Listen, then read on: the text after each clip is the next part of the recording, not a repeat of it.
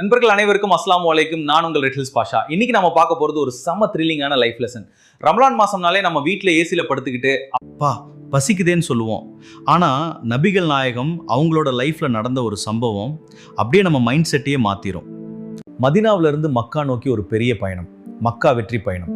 அதுவும் ரமலான் மாதம் உச்சி வெயிலில் எல்லாரும் நோன்பு நோட்டு நடந்து போயிட்டு இருக்காங்க. யோசிச்சு பாருங்க, அந்த பாலைவன வெயிலில் தாகம் எப்படி எடுக்கும்னு. பாதி தூரம் போனதுமே மக்கள் எல்லாரும் பயங்கரமாக டயர்ட் ஆயிட்டாங்க. சில பேரால் நடக்கவே முடியல. மக்களோட கஷ்டத்தை நபிகளார் கவனிச்சாங்க. அவங்க நினைச்சிருந்தா இறைவன் நமக்காக இதை தாங்கும் சக்தியை தருவான், பொறுத்துக்கங்கன்னு ஒரு அட்வைஸ் பண்ணிட்டு போயிருக்கலாம். ஆனால் அவங்க என்ன செஞ்சாங்க தெரியுமா?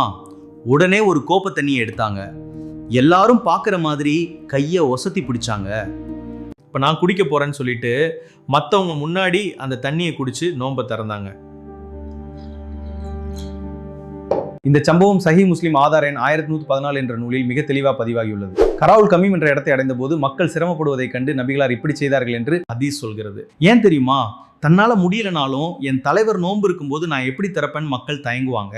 அந்த தயக்கத்தை உடைக்கத்தான் ஒரு தலைவரா அவங்களே முன்னாடி நின்று அந்த விதியை தளர்த்தி காட்டினாங்க. அதாவது பயணத்துல கஷ்டம்னா நோன்பு தள்ளி வைக்கலாங்கிற அந்த புரிதலை தானே செஞ்சு காட்டினாங்க.